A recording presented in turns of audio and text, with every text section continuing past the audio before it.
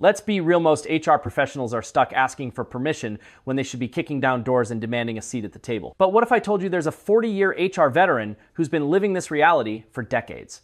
I'm Ryan Kohler, and this is The Future of Work with AI. In this episode, Emily is diving deep with Steve Browne, Chief People Officer at LaRosa's Pizza, of the oldest family-run pizza chains in America, 71 years strong. Steve's got a message that's going to challenge everything you think you know about HR leadership. Here's his biggest truth bomb. You will never get permission. You need to know that. You can ask all your life. Wild, right? Steve didn't wait for someone to hand him authority. They earned it through action, presence, and results. So here's what we're unpacking. How LaRosa's transformed from a traditional top-down hierarchy into a people-first powerhouse that keeps employees for decades. Why strengths-based management beats every other assessment out there. And Steve's framework for HR professionals who are tired of being stuck in compliance mode while the real decisions happen without them. If you've ever felt like HR is treated as a support function instead of a strategic driver, this conversation is about to flip your entire perspective. This is going to challenge you. Let's dive in. Welcome, guys, to another episode of Talent Talks. My name is Emily Alvarez. I'm your host. I'm here today with Steve Browne. He is the Chief People Officer of LaRosa's Pizza in Cincinnati, one of the oldest family-run pizza chains in the United States, if not the oldest. They've been around about 70 plus years. Very excited to be talking with Steve today. You're national SHRM speaker this year.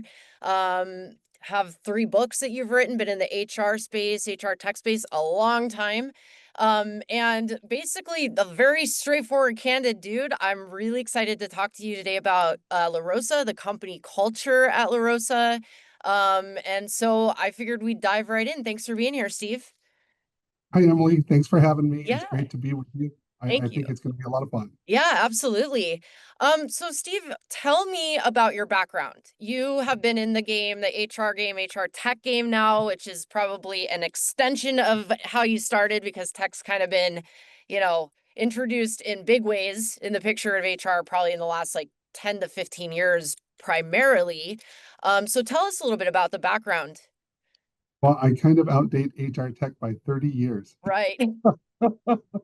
Uh, Back when I started, it was personnel Yeah. or industrial labor relations. And then it became human resources. We thought we were forward thinking. But it's the only thing I've ever done in my career. So next year will be my 40th year as an HR Wow. practitioner. So I didn't fall into it. I chose it. Hmm. Uh, it, Or it it fit chose me. you. Yeah, I guess. It fit me coming out of school, and I started as a recruiter. And then I felt that was too narrow. I value recruiting and talent acquisition. But for me, I needed to be more of that generalist person. Right. So I went to a department of one after that for much of my career until I came here at LaRosa's, and I've been here 19 years as of November.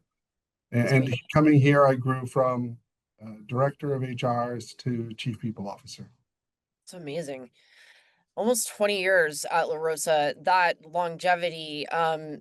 LaRosa's has a reputation for this, by the way, for Yeah. having very resilient, long-standing, tenured employees that have been there for a very long time. We're going to get into some of the framework of how this is possible or how LaRosa achieves this. And but you guys are known for this because primarily of the way that you interact with your people, how your culture is, your values as an organization.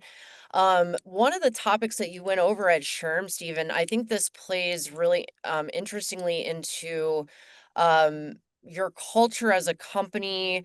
Uh, and I'm not sure, we've been there for 20 years. So at some point, you had to have looked at the organization and said, we maybe need to restructure some things or we need to change some things.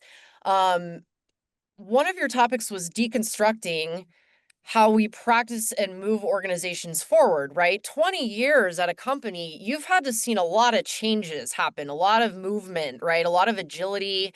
And so when we talk about this, this is probably one of the most difficult things for companies to grasp, right? Is you grow a certain way and then you have to change all of a sudden. Mhm. And that could be a pivot because of any number of reasons. But talk to me a little bit about how you've seen these changes happen over these 20 years of your career. I mean, I'm I'm fascinated to know what this looks like. Well, I came into an organization that was founded people first, Right, not hierarchy. So from a corporate standpoint, it was very traditional, like most right, companies, and even like most companies today. So it was top down, point person, two or three key people, and everything funneled through them. right. We were very successful doing that. Uh, Sure, we didn't see disconnected parts. We didn't see silos. We didn't see dysfunction because we were successful as a company. sure. Over time, people have moved on, Mhm. and uh, in the restaurant business, I mean, we still sell pizza. 71 years later, we still sell pizza, Right, but the workforce has changed, technology has changed, team members have changed. So we've had to move, but we're conservative in this side of town in Cincinnati. But what's happened is we had to shift, we had to reset. The pandemic, of course, did that for everybody because the whole world of work changed. But right. on top of that, one of our key point people unfortunately passed away, had a heart attack. He was my boss. And when he passed away, we took a look at the organization and actually assessed it. Too many people don't. You try to Right, change it. What we say is we're trying to change the plane while we're flying it at the same time. right. And that's really hard to do because you Of end up course. focusing on the day to day because you have to. So Right, you never take time to build or change or assess. So myself and a few others pulled off to the side and we said, we're going to assess. And when we assessed, we said, we think there's a different way to do this. And it really allowed us to have a shift. Now, unfortunately, like many companies, I don't know, had we not had the significant change in the passing of one of our key leaders, if we would have made the changes we needed to. That's hindsight. But hmm, now that we've made it, we're like, oh, it's really working. It's making it much more of a truly nimble company, a company that considers multiple perspectives versus going through one person. Like if everything goes through Steve, yeah, well, Steve may agree or Steve may disagree. If Steve disagrees, the company follows that person instead of saying what's best for the organization as a whole. right. But how my role has changed during that time is I have a great team that works with me who Hmm. handles the day to day, and they're phenomenal. The three people that work in my area are crazy, crazy talented people. Yeah, By them being talented, I'm allowed to think outside. yeah, I'm allowed to think more globally within what we do. Uh, right, it because a 71-year-old company with crazy tenure, it's easy to get stuck in, well, we've done this, we've done this, we've done this. minutia. Yeah. And, get hung up on, well, we do look at the flavor of things. So I won't go there. But, um, it's easy to say, well, it's working. Let's just tweak it. It Right, was time for us to completely remodel it. And it's been exciting to do. right.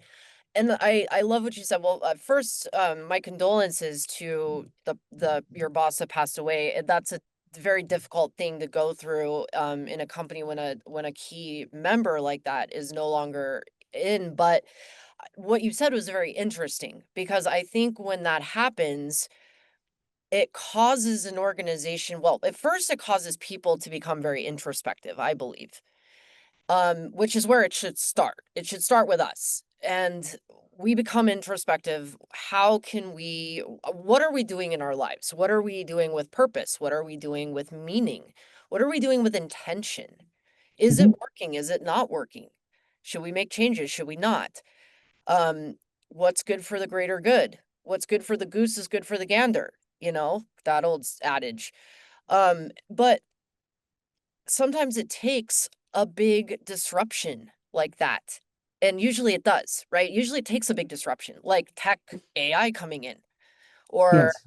the internet coming in, or Zoom coming in, or email coming in, all these things we've been doing as humans for a long, long time.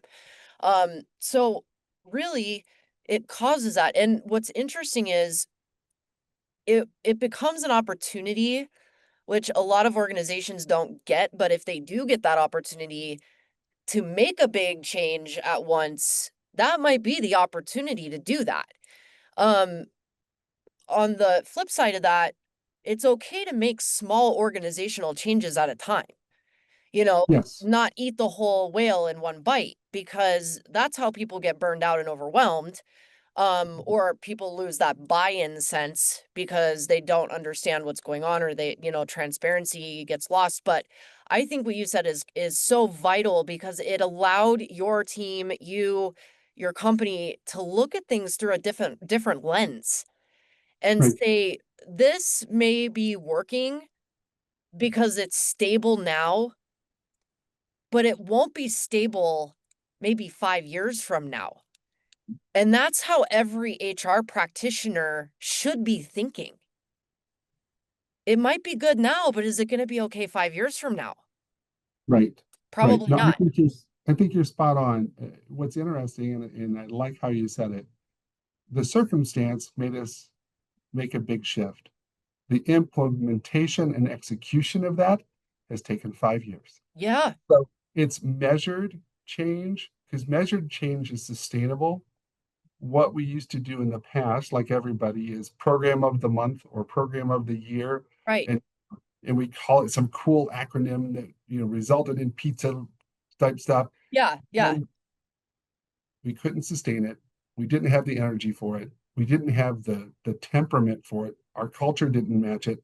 yeah, And failure, failure, failure, failure. So now it's, how can we consistently be changing on an ongoing basis and looking at our business as a continuum? One of right. the books that we used, because we're big learners, we like to see outside of things, is Simon Sinek's Infinite Game, Yeah, about yeah. how Love it. work is infinite instead of Yes, finite. yes, And I really love that he's making the case that if companies choose to be finite, they won't be around. And there's example after example after example. So we want to be infinite. We want to be here for when I retire and the next generation retires and that kind of right. stuff. But it has to be ongoing. Yes. And take into account that you don't want to fry your people. That's the worst kind of change there is. Right. And I totally agree with you. And I think we're at an interesting time period right now where we know burnout exists. We know Mhm. that these are very real challenges that people are facing in the workplace. There's issues with burnout, there's issues with isolation, even post pandemic. People are going back into offices, but there's still issues with isolation. There's still issues with culture in the workplace, not feeling heard. We have a massive generational split in the workplace, bigger than I've ever seen it. Well, I worked in manufacturing long ago, so I was used to working with people like 3, 4 times my age. But and I loved that because I learned from those people. I want to learn from those people. Those are my preferred learning people, but I've never seen this type of generational split before, where people are coming back to the workforce out of retirement, and the way HR has to think about these things is very outside the box, because it's different than we've ever seen. Um, but this is where I believe that within the organization, HR is going to be forced, whether they want to or not, to step up to the plate Mhm. and stop asking permission to be part of these conversations. Because realistically, this is a culture driven situation, Mhm. not a tech driven situation, not a I don't like my boss situation, not a I don't feel like I get enough PTO situation. Not a I want to complain about everything that I don't like about my job situation. This is we've got to get our foundation of our company fixed, like you guys said, or like you said at LaRosa's. There was an opportunity. We needed to kick that door open, and we needed to take it because we knew it Right. wasn't sustainable. Companies need to take that approach if they can, um, to start making those steps, because they're going to get eaten alive if they don't. Mhm. And it's a lot of companies are just kind of treading water right now. But with unemployment about to go up, which we all know it is, I think the way that we're hiring people is going to be very different, or it Mhm. needs to be very different. The way we hire in the first place and the way we approach our values within a company and organization, that has to be very, very solid.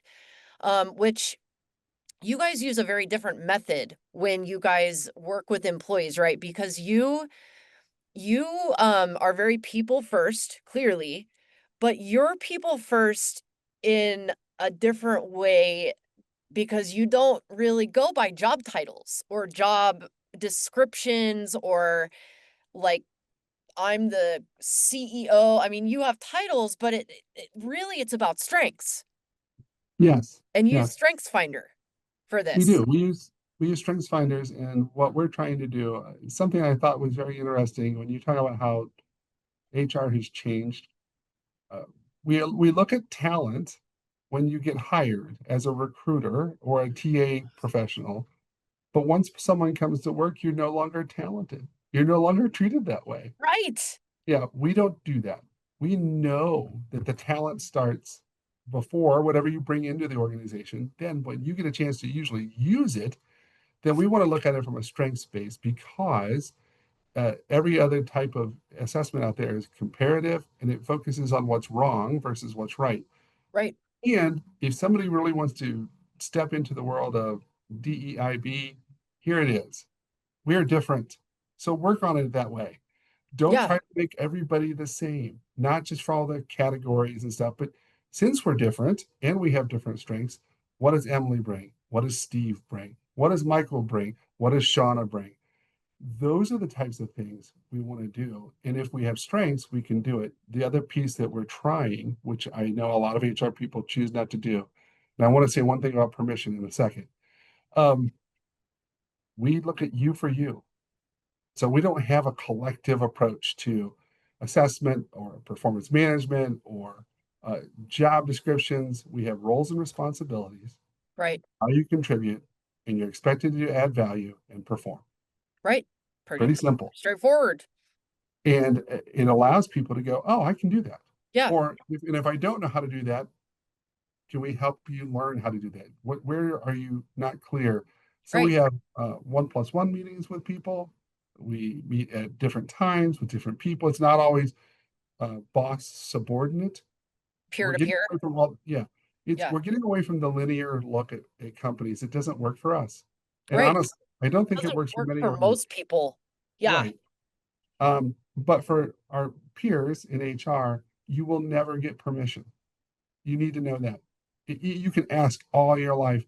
When the change happened and my boss passed away, I had been in a position of leadership through my behavior Right. and my participation that the company came to me and said, hey, we're changing. We need you here. Right. I didn't say, come on, now that he's gone, I should be this, which happens all the time. Yeah. Yeah. It was, hey, we're going to really move into this people first thing. Yeah. You're our people first person. Right. Let's go. Get on it. Yeah. So I think being available, uh, being present and visible is key to HR in Yes. this day and age and going forward. Yeah, I agree. And that's people I think I read a statistic the other day that said that they did a poll overall and the majority of people in the workplace said they just want to be seen and heard. That's it. Just want to be seen and heard. I have ideas. I want to bring them to the table. Most of the time I don't know how. I don't know where. I don't know who. I don't think my boss wants to hear it. So I just don't. And what I love is that this fosters a culture of innovation. There's no such thing as a unimportant conversation Right. or a bad idea. And it's very similar to the framework that we use, and that was originally used at Applicant Pro, founder-run company. We held meetings very much in a mastermind sort of Mm. situation, where this theory of, you get everybody in the room together. everybody's an expert at something, right? And so you put all those heads together. I could teach you how to do something that I'm really good at. You could teach me how to do something that you're really good at. And we all share that knowledge together. And we all come out of it way more powerful, because knowledge is really powerful only when it's shared and given away, Sure. right? And so I think that's important to de-silo and to really kind of crack that original infrastructure and pour new concrete, so to speak, because it allows employees to buy in and give Mhm. their stamp and create um, essentially the workplace that they want to work at, with guidance, with guardrails, Yeah, and safety as well. definitely. Yeah, it's brilliant. And I mean, it's no wonder 70 years in business, and the last 20 really killing it, because you guys are people first. How do you guys, Steve, see tech playing into this? Because I mean, you're in the restaurant industry. Obviously, you guys have POS systems in the stores, and um, all of that. So tech is naturally integrated into what you guys do. But when it comes to, like, learning and development and engagement and utilizing these applications or putting them into practice, are you guys doing anything in the way of tech, or have you found anything helpful in the way of tech to kind of bridge all of this together? I think we're on the verge of it. It's something that we want to make applied individually. So let me give you an example. Um, we have a person that came out of our operations group, and we saw great value in her strong Yeah, strengths. And so we had her move into a purchasing role. right, And so she's over all of our purchasing of all of her food and all of our products and stuff like that. Not her right, background, not right, her college, but she had the right. school. So now, from a tech standpoint, it's where can we get the best resources for her? How can we supplement what she does? We're not going to have a giant department. How can we Sure, give her things that help her do what she does? right. And how can we help her learn not only this area? Because the other piece that's trying to keep us different than in the past is we don't want to think in the terms of permanence. Hmm. So tech really helps because it's far from permanent. Oh, uh, yeah. Right, because it's constantly moving and improving. I think we're looking at more as how do we enhance and supplement with tech. right, We're not ever going to be the place that replaces because of. Uh, right, which is great. so I think it's a matter of assessing it and having it in each area of our business, because the tech that's needed in HR is different than the tech that's needed in even learning and training. Right. And the tech that's needed in ops is different than the tech that's needed in finance. Yeah, So we just did a huge shift in finance and went to a new platform. It's more integrated. It's pulling in our different areas of businesses. Uh, I think the key to us, Emily, is can it be integrated and LaRosified? yeah, If it's off the shelf and just, this is what we offer and you have to make it work for you, we probably will walk away from that type of tech. right, We want to work with people that can understand us, get us, show us how their platforms work, and then put it together. And to me, that's golden when it comes to tech, because then it's not I bought XYZ or I needed to use this brand. It's hmm, we understand the company we're working with, they understand us and our people and how we serve our guests, then we'll use tech like crazy. right. And there was a reason I asked you this question, Steve, because I believe, and this kind of flows into the second topic that you covered at SHRM Nationals, which was ownership to leadership in an HR role, right? And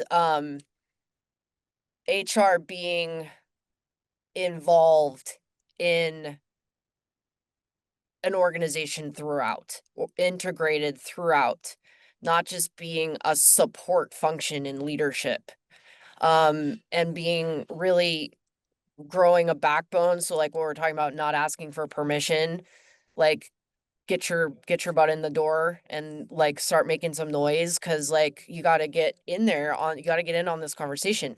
The reason I loved asking you that, and I love asking HR practitioners about tech, is because when I ask them, sometimes they're like, I don't really know what we're doing with tech, to be honest. And then other times, like you're like, this is what we're doing. I know exactly what we just did with accounting. I know where we're at with ops.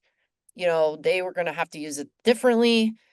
I'm not going to speak to the, nitty gritty, because you don't really need to right now. It's not, but you are educating yourself on what your teams need Mhm. and what that looks like. And I believe, and part of your topic, which I'm going to have you expand on, is HR becoming the knowledge base for a lot of these conversations.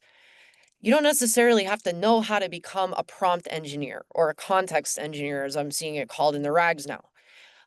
You don't have to be, you don't have to know how to build an agent. You don't have to know how to build a bunch of knowledge documents to get, GPTs to do a bunch of stuff if you don't want to. If you want to, more power to you. You're way ahead of the game. But know enough to be dangerous. Right. Know enough to answer these questions, because those employees are not going to go to the CEO of the company. They're not going to go to the IT team.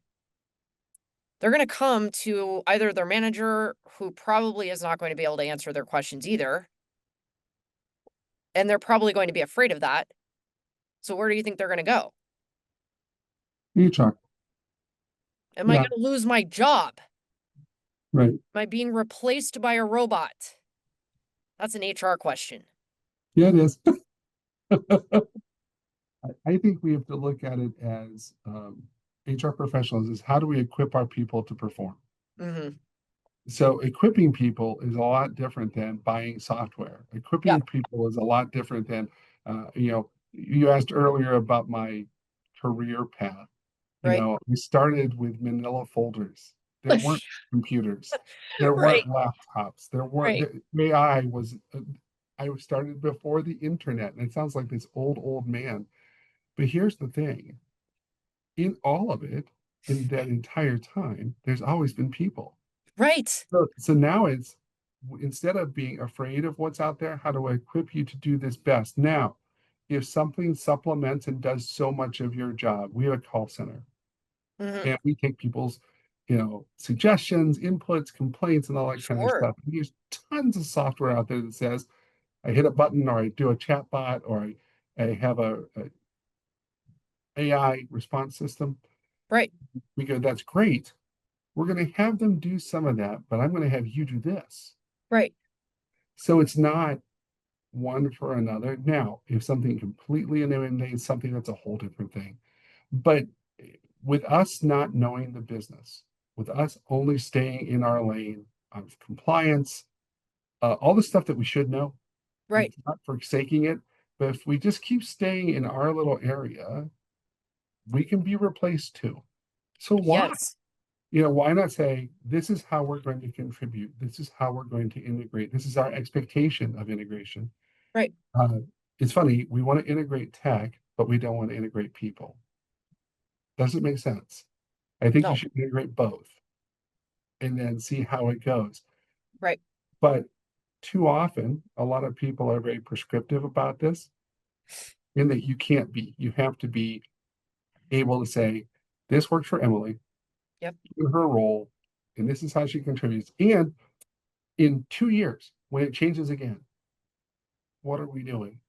Right. You know that if you're not connected to Emily, if Emily is not connected to you, if she's not connected to our company, there's just such a human factor throughout all of this that I would love to see more HR professionals embrace, because honestly, when I've seen people do it, they finally feel like they're in their skin.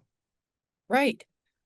Yeah, and it's interesting. I was talking to another HR practitioner about a week ago who told a story very similar to that, that they were very afraid of AI because of the ethics and, like just all of the stuff surrounding it. There's a lot of hype and the fear-based and all of the stuff. And um, but she said, once I started with something small, like a note taker, Mhm.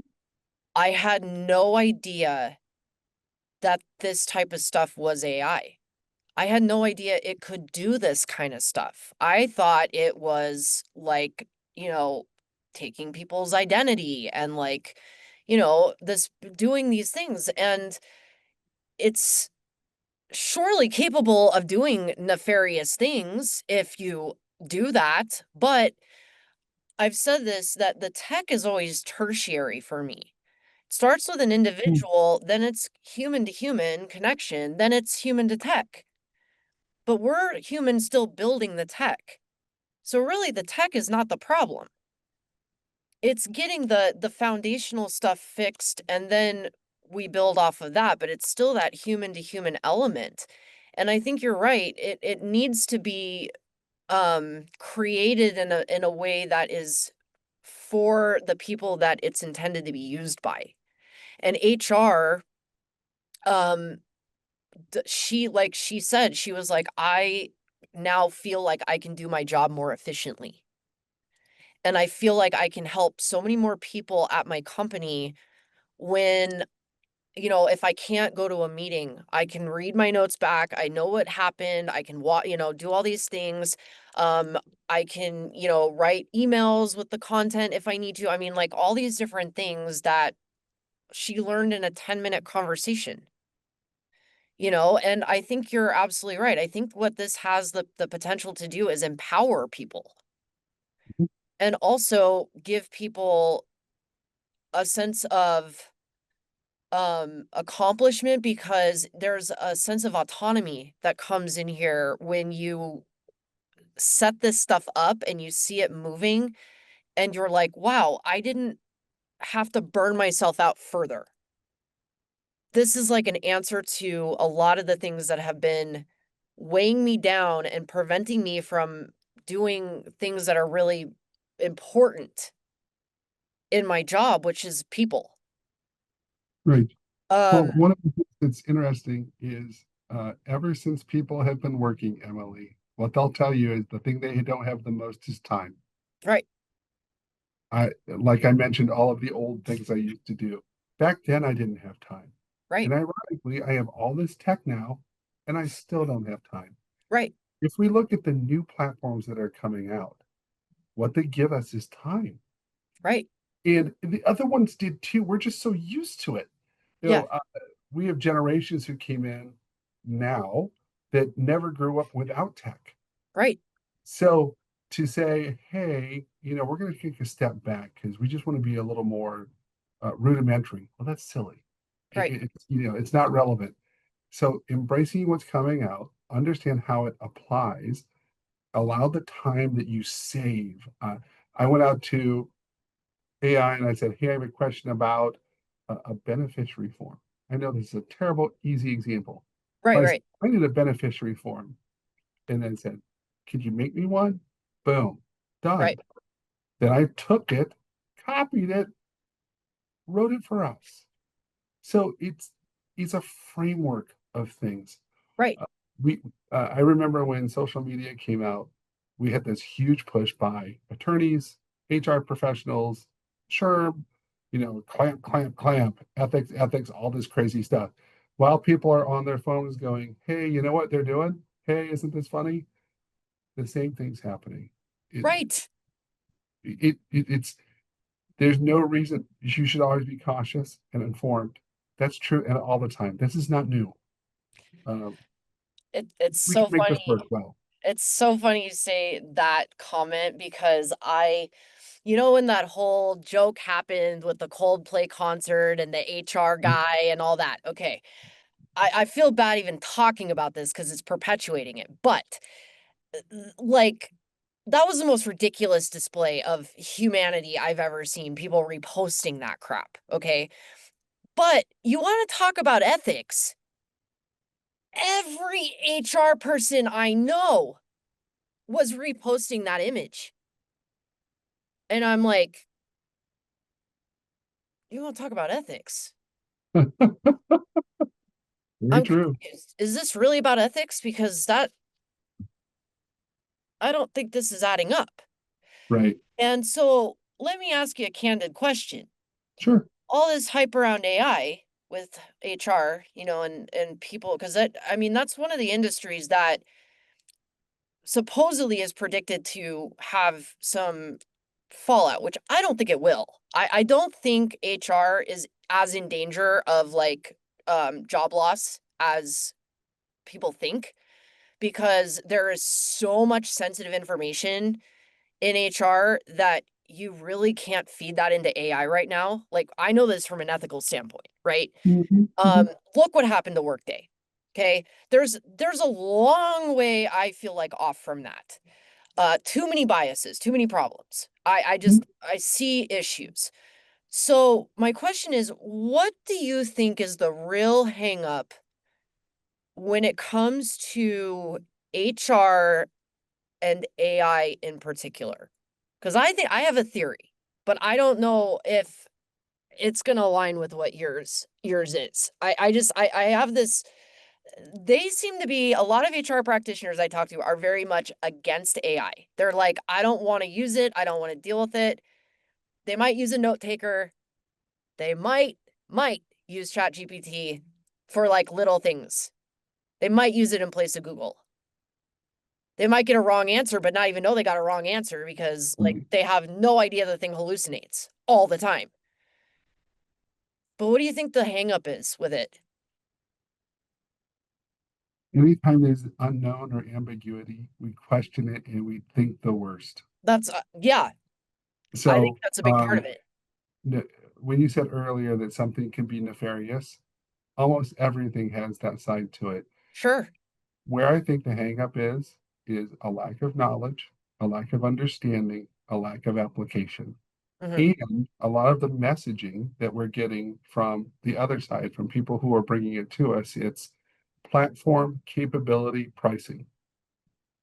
Hmm. Okay, but it's not, this is how it works. This is what it doesn't do. If you do it, let's try this. Let's test it out. Let's look at things. Let's be intentional. So we take a very cold no. Hey, I'm going to put my line in the sand. But what's happening is everybody else is embracing it. Yeah. So, are there aspects of our job that could be done by AI? Sure, they already are. Hmm. If anybody gets on any recruiting platform or any ATS and doesn't think that AI is talking to you, you're silly. Yeah. You just don't. I mean, whether Right. you're incorporating that person in your company, it's done. So the idea is better understanding, be curious, then make informed decisions Right. and see how it works for you.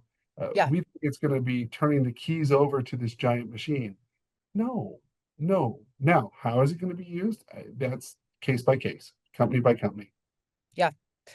I think you're right to a large extent. I think it is a lot about lack of education, lack of knowledge, which is interesting because I believe there are no experts in generative AI right now, like at all, because it's too new and there's so many. I mean, I have been playing with it and working in it for 4 years, and I still find stuff out, new stuff every day.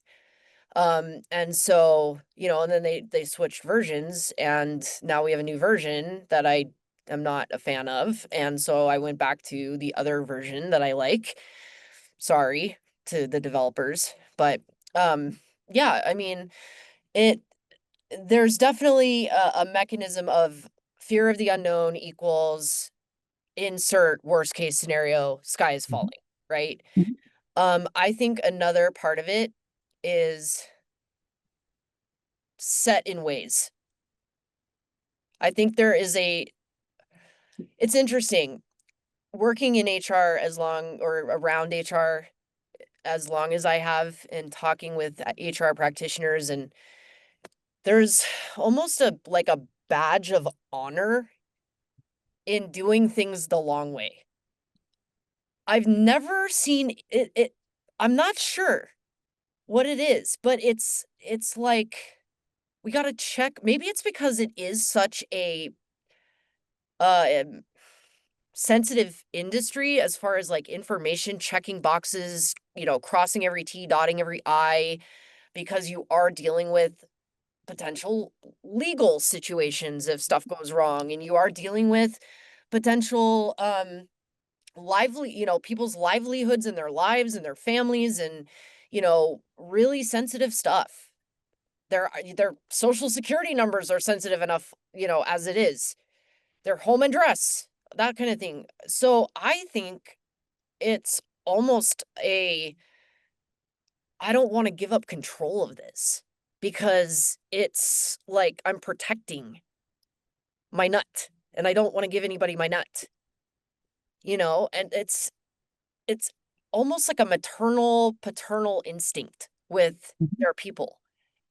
And I can't describe it further than that, but that's kind of what it is. And I think there's this concept of, oh crap, there's something new coming in and I don't know anything about it, and I'm slammed because you've heard me say this. I think HR is like the cultural emergency room, because they're having to like triage all this stuff that's coming in and out, and all of this stuff. I mean, it's a lot, and I think they're burned out. And then you get this tool in here, even though we're like, hey, it can make your life easier. They're like, I don't trust anything you have to say about anything. I'm burned out. Leave me the freak alone. I'm gonna do it my way, and that's enough, right?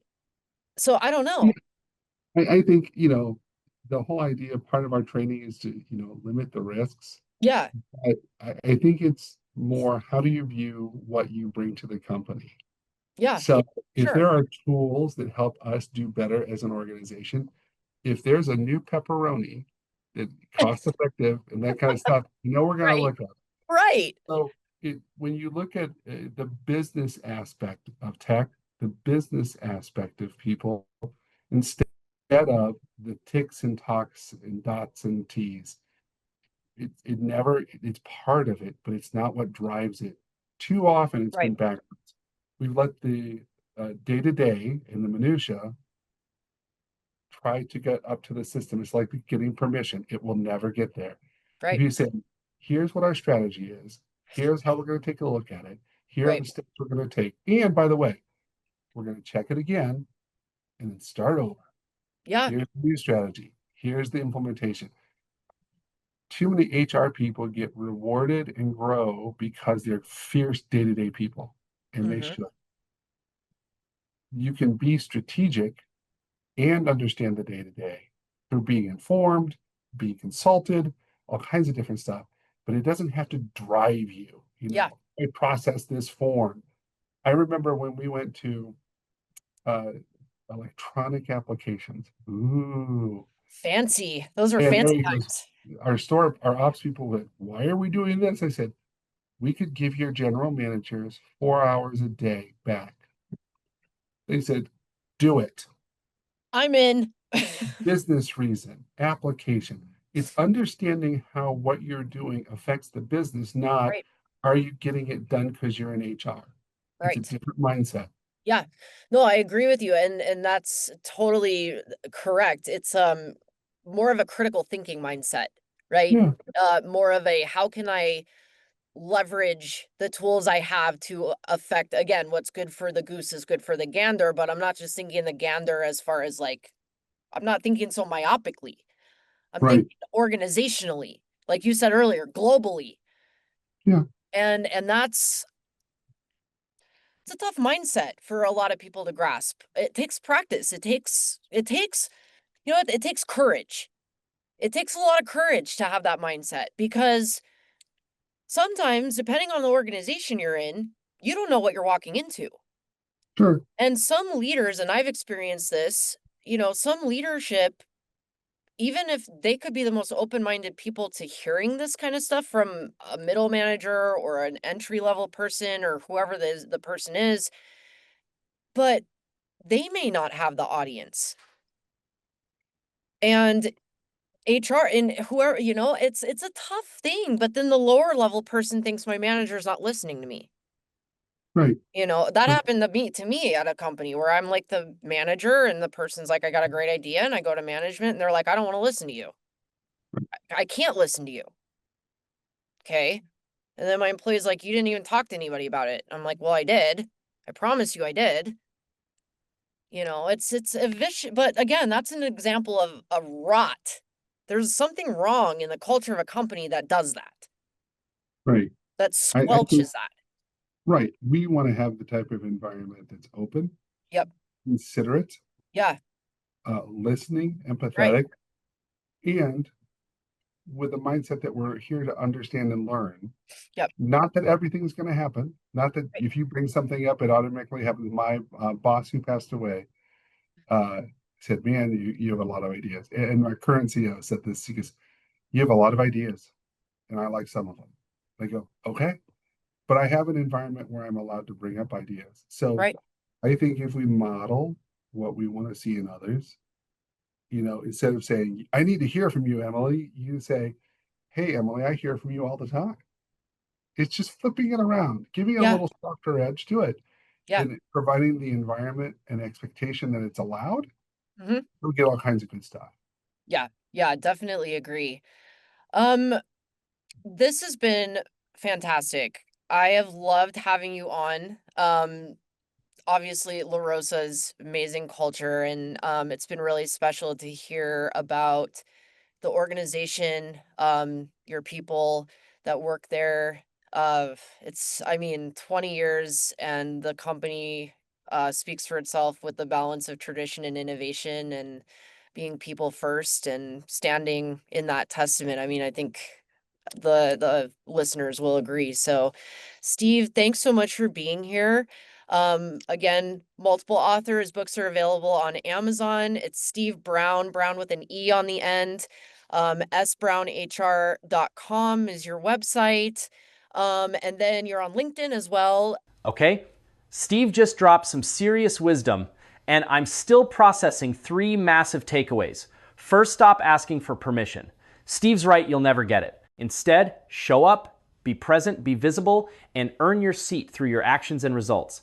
Leadership isn't given, it's demonstrated. Second, that strengths-based approach at LaRosa's, genius. Instead of trying to fix what's wrong with people, they focus on what's right. Every person brings different strengths, so work with that instead of forcing everyone into the same mold. And third, measured change beats program of the month every single time. Steve's team took 5 years to implement their transformation because sustainable change happens gradually, not through flashy initiatives that burn people out. Here's my challenge for you. What's one area where you've been asking for permission instead of just stepping up? What would happen if you started showing up as the strategic business partner you know you can be? Huge thanks to Steve Browne for sharing his journey and challenging all of us to think bigger. Check out his 3 books on Amazon. Just search Steve Browne HR Books and connect with him at sprownhr.com. If this sparks something for you, hit subscribe and share this with an HR leader who needs to hear Steve's message. The workplace is changing whether we're ready or not, but it's conversations like this that help us shape that change instead of just reacting to it. I'm Ryan Kohler, and I'll catch you next time on Talent Talks.